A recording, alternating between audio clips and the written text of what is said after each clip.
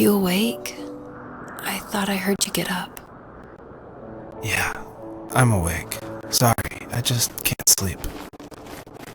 Are you thinking about him? Yeah, a bit. You should get back to sleep, my love. I'm fine. No, it's okay. What else is on your mind? I don't know. It seems weird, but I had one of the most vivid dreams of my life. I saw a fox on a snowy mountain, just looking confused and worried. Those eyes. I can't get those eyes out of my head. She was running in the windy snow, looking for something. Do you think it has to do with you and what's been going on? I don't know. It was just a dream, Rachel. They're not meant to make sense. A lot's happened the past couple days, that's all. Well, if you're not going to sleep anyway, you should tell me. I want to hear.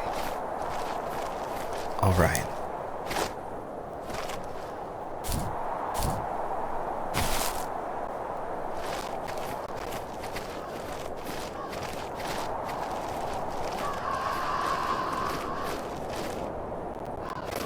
So, not far from her home, she followed that path to something unexpected.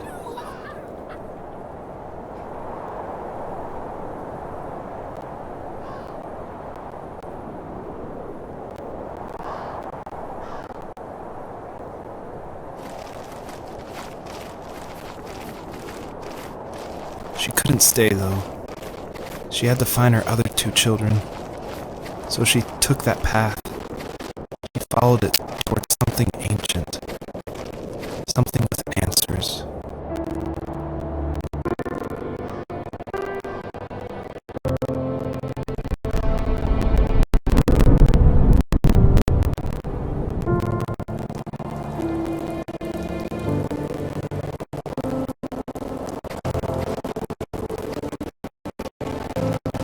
The fox looked high and low, searching for any sign of the house. Points of light showed the way to this ancient tree. It was as if each one had a story to tell, all their own.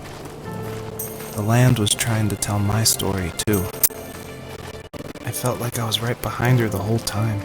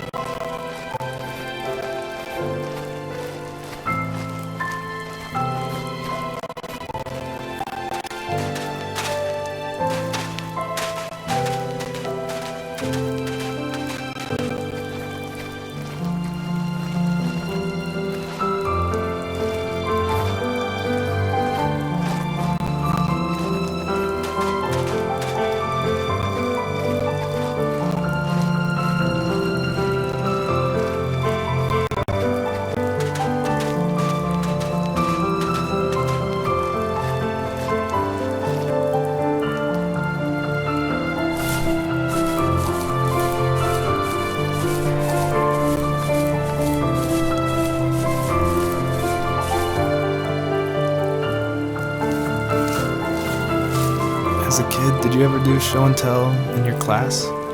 Yeah, I think I only did it once, when I was in the 4th grade.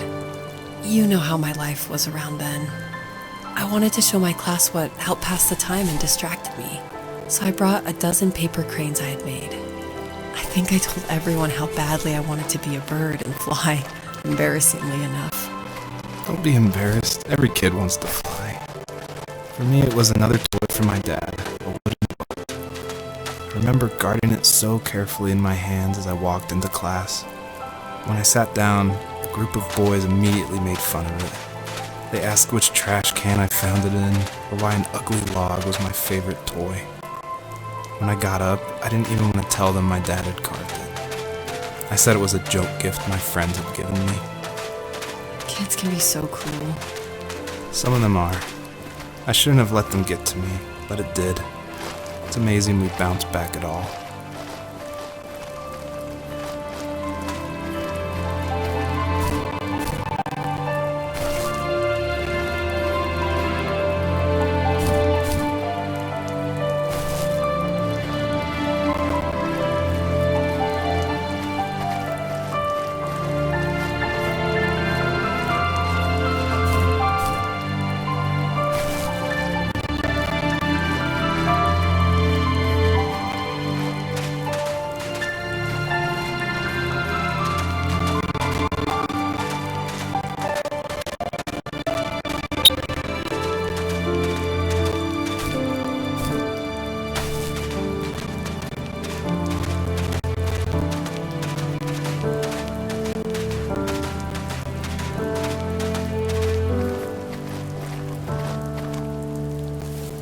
Do you remember what my dad did for a living? Wasn't he like a lumberjack? That's one way of putting it. If wood was a canvas, then a carving knife was a paintbrush. Even after a 50-hour week, even after his hands were more splinters than skin, he would bring home the nicest piece of Alaskan weeping cedar and make me toys. That wooden train was the first toy I can remember, and I loved it.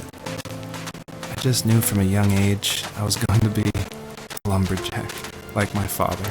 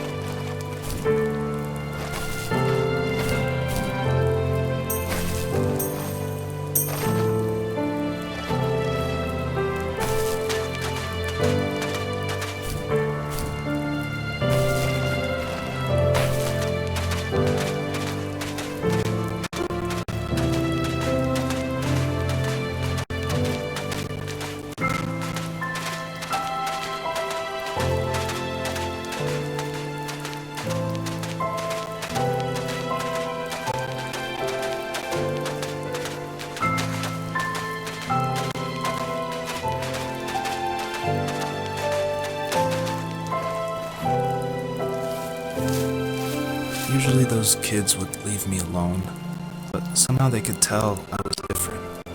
They made fun of how far away I lived. They called my dad sourdough. I was a blabbermouth as a kid, telling my dad stories I made up for hours. After that show and tell, I didn't tell him much anymore. He didn't know exactly what was wrong, but his best guess was that the toys he carved weren't cool enough. He carved me a tank. He tried to tell me what it was like to be in a real tank as a serviceman. I didn't know your dad was in the military. Yeah, in the army. The sad thing is that I've pretty much forgotten until just now. There's so much I still don't know about it. I'm sorry. He knows how much you love him. You're going to see him again soon and have some closure, I'm sure.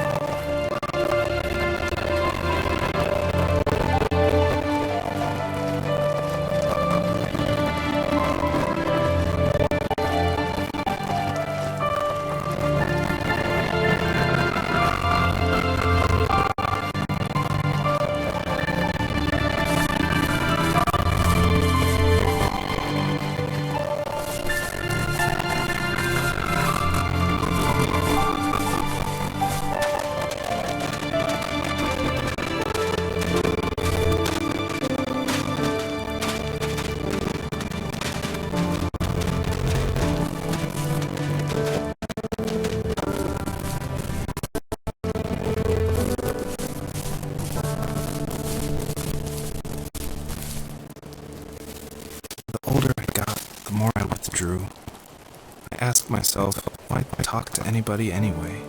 Why bother when I'm happy by myself?